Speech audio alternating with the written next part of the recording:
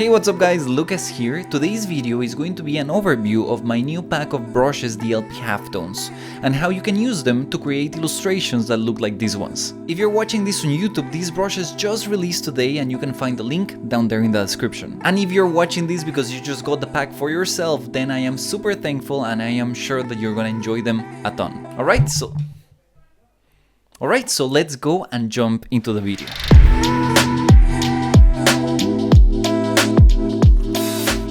I want to start with a brief overview of the brushes that come with your new pack. So the bulk of the pack, the majority of it, is going to be these 60 halftone patterns that you have divided into clean and dirty versions. So if you open the brushes in here, here's the LP Halftones, you're gonna see that all of these dots clean, dots dirty, ascending clean, ascending dirty are always the same pattern. So you have 1, 2, 3, 4, 5, 6 patterns in 5 different densities and 2 variations, the clean and the dirty one. I actually like the dirty version more than the clean version because I feel it has all of that nice vintage look to it, but of course you're free to use them however you want. In Photoshop you're going to find exactly the same brushes, the only difference is that they come inside their own little folders.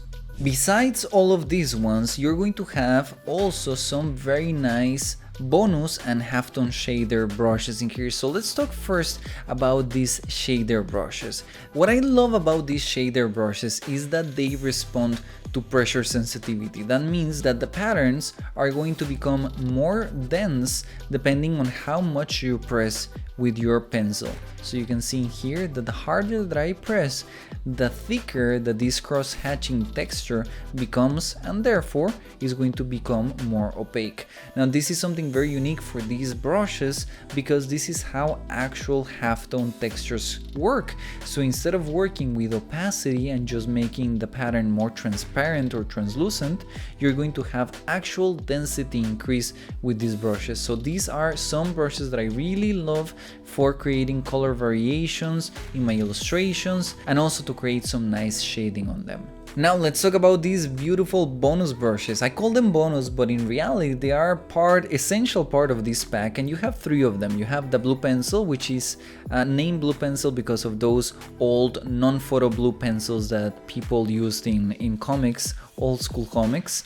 So this one is a very soft, nice, sketchy brush. It has everything that I am looking for in a sketching brush. If you're using it in Procreate, you're going to have some tilt variations, so it's going to go from thin lines if you're using it upright, and if you're using it in the side, it's going to have this nice thicker texture, but not overly thick. Then you have what is currently my favorite inking brush, that is this LPG pen, that it has just enough texture that is going to feel a bit more traditional than just a regular inking, digital inking brush. So this one is really nice, just the right amount of texture for it to feel nice and traditional. And then we have the fine liner anime, that is called like that because it is meant to remind you of the 90s style anime outline. So I'm gonna show you a couple of examples. Here is an illustration that I made with that fine liner anime, and hopefully you can see that retro look that this single thickness lines create, and this one also is created with that same brush. So you can see the halftone brushes in here and how it really helps to create this retro anime look. Here we have some examples for the LPG pen, and you can see that it has just the right amount of texture to feel like a real inking brush, but you can also have very clean results like you can see in here. And here are some examples for the LP blue pencil. All the illustrations that you're seeing in this whole pack and everything that I have been using to promote it was sketched first with the LP blue pencil and then inked with the LPG pen.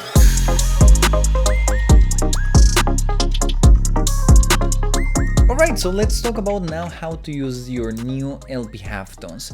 Now I'm gonna show you what I consider is the maybe default workflow that you're gonna have with these brushes, and it is to simply fill every part of your drawing with a different pattern. And this one is very easy to explain. You're going to have, of course, a sketch done before, that is this one right here, of course.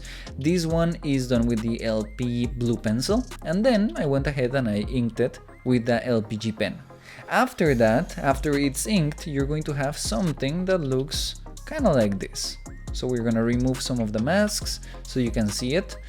Once I have it like this, I went ahead and I selected line art, and with a selection tool, I put it in automatic. This one, by the way, was done in Photoshop, but it's going to be pretty much the same here in Procreate.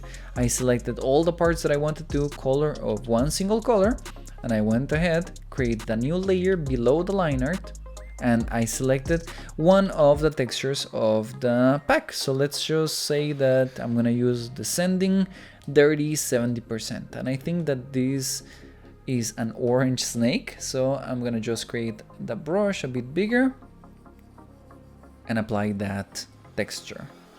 And there you go, it is as easy as that, and you do this with every part of your illustration until you have something that looks a bit more like this.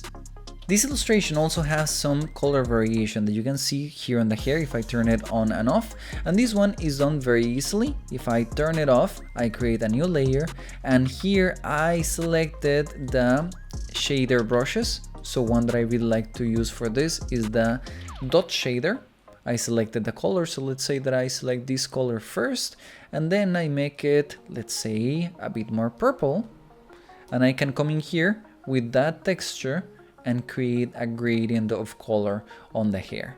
Now, the color that I chose for this one was not purple, it was this light blue, but you can see that it really helps to accentuate certain parts of the illustration and make it feel more rendered. Now, even though this is a nice result, this is actually not my preferred way of using the brushes because it leaves a lot of translucency in the illustration. It shows the paper, the color of the paper a lot, and I really don't like that. I think that I prefer to have my illustrations a bit more opaque.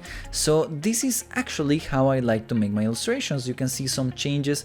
First of all, it is completely opaque. Second, it has a shadow and other little effects that we're gonna talk about now on this other illustration. So here is how I usually like to use the LP Halftone. So I'm gonna just show it to you if I remove all the layers first. Just like the previous example, I sketch first with the LP Blue pencil and then I ink everything with the LP G pen. And this is the result that I have then. After that, I like to create a base color for my whole illustration. In this case, it is the skin of my character. Then I use the base of the colors to attach clipping masks to that base, and that way I don't get outside the lines. I can color everything inside this same silhouette. Just like with the previous example, I select the inking layer and I come in here with the automatic selection and I select the parts that I want to color. For example, in this case, the clothing of my character, and then I come in here, create a new layer that is clipped right here. You can see that it is using a clipping mask to the skin base, and I just drop in whatever color I want to use for my character, right? So with that, this is how my character looks with all the flats. Not very exciting, right? That is because we are still missing a couple of layers. First, we're gonna do the color variation, and this one is going to be similar to the one that we have on the mermaid. We are going to create a new layer and coming here with a halftone shaders, whichever you want. You're going to select a color. Something that I like to have on my characters is a bit of a blush. And you can use the same red for shoulders, knees, hands, and feet, which is gonna give us something more like this one right here. We can add the same type of color variation to the phone right there, the hair, and even a big gradient that I put right here in multiply mode, that is this one right here, that it simply helps to bring some more attention to the face of my character. So you can leave it like this or lower a bit the opacity. Okay, so it's looking much better, but now let's make a shadow for my character. And you can see in here that it's already placed, but I'm gonna show you first how to create it and then I'm gonna show you the final result. So I'm gonna create a shadow, doesn't matter the color that I select right now, and this I like to use my lasso tool to create that shadow. I am going to, in this case, select the freehand and I'm just going to go around my character selecting the shape of the shadow that I'm gonna make. Let's say that I'm gonna create it right here on the arm and maybe also on this part of the leg. Once I have everything selected, it is as easy as creating a new layer, putting it in multiply mode and dropping that color inside the selections. Now this is of course way too dark, so I can come in here and lower the opacity. And you can see that it's actually already working. But I don't like to leave it like that, leave it flat. I like to add some halftone texture so that it has some grain to it. So what I like to do is I remove the selection, I tap and I select the contents of this layer. Once this is selected, I can remove the visibility of this layer, create a new one, and remember we are still selecting the contents of these other layers, so I can now come in here with whichever brush I want from all the textures. Let's say that we are going to have this ascending dirty 30%, and we can paint in the new shadows that this time they will have the halftone texture. And there you go, it is as easy as that. If I show you the final result, this is how the actual shadows of my character were painted. You can see that I used a cross hatching in this case. I think it was 50% for this character. After that, I added a bounce light for my character. You can see on this side is very subtle, but I think it helps. This time, this one was added in the exact same way that I made the shadow. And then I have finally a little layer with highlights for my character. This one, as you can see, were completely flat, were painted with my LPG pen. And there you go, that is my actual preferred way for me to use my LP halftones. Now there is something that we haven't talked about, and it's very, very important. With your LP halftones come two paper textures that are these ones that you can see attached on almost every single one of these sample illustrations. These two textures are meant to be used in screen and multiply mode. The black one in screen and the white one in multiply. You can see the effect with and without the paper texture, and you can see how much it adds to have these couple of paper textures. Now the magic of these paper textures is that I usually had only seen using paper texture in multiply mode, and you can see that, you know, it helps the illustration, it makes a nice cohesive look for the whole thing. But what really makes the difference is grabbing this black texture and putting it in screen mode. You can see how much it helps to bring the paper texture inside the inking, inside the colors of your illustration. Of course, you can come in here and play with the opacity of these two layers to bring the effect a little bit more or a little bit less. But yeah, it is as simple as that, and I definitely recommend that you take advantage of those couple of paper textures that come by default with your LP halftones.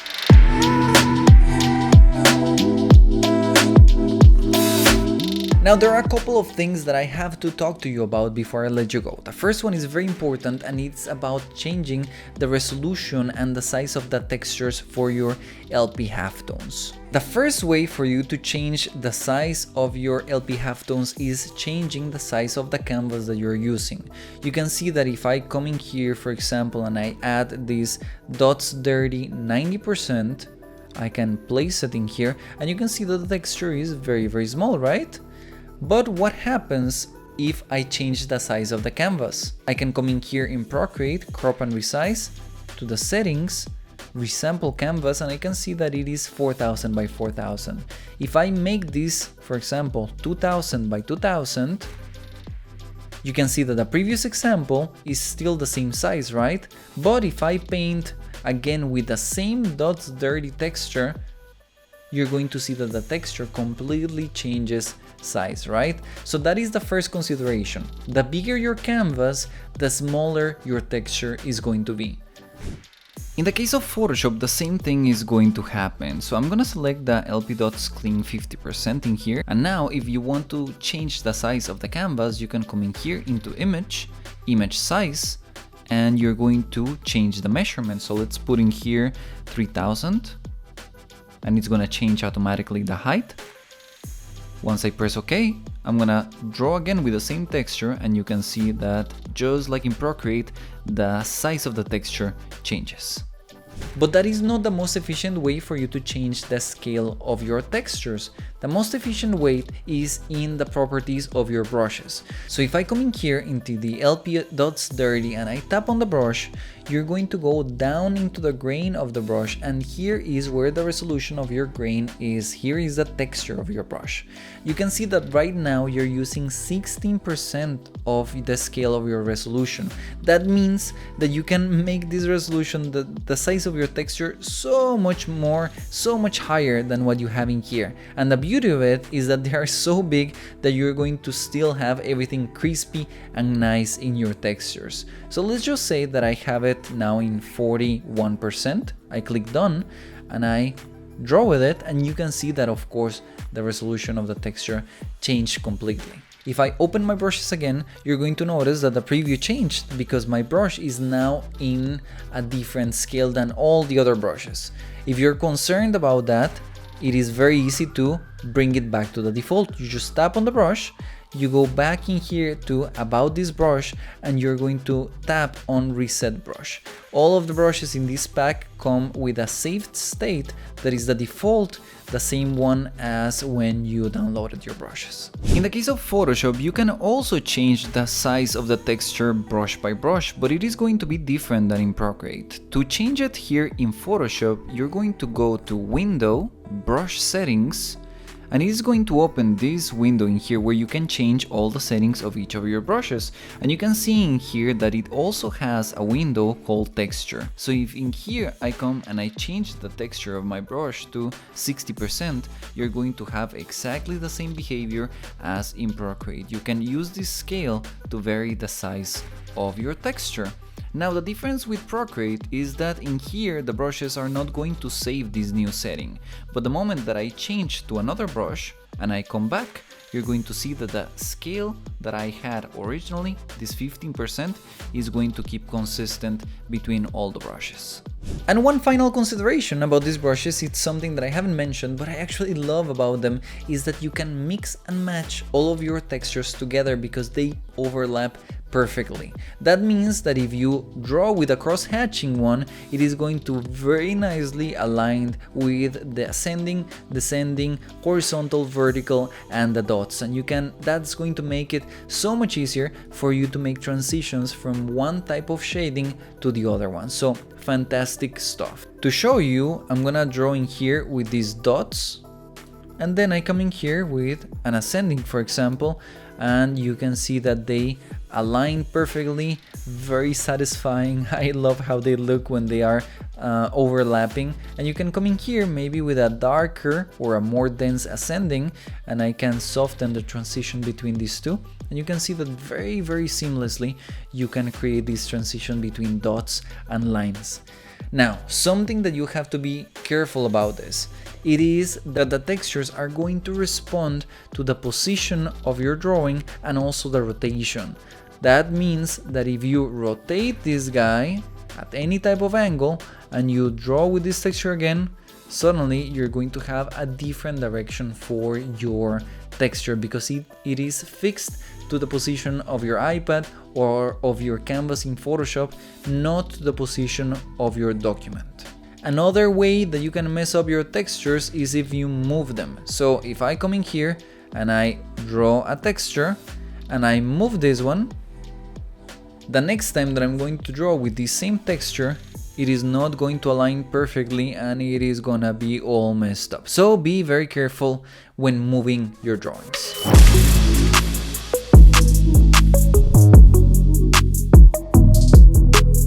That is it for my LP Halftones. I hope that you guys learned a ton and that now you're ready to use these brushes to their full potential. If you make some cool artwork on Instagram, make sure to tag me so that I can see your work and feature you. Thank you very much for watching, and I will see you guys on the next video. Bye.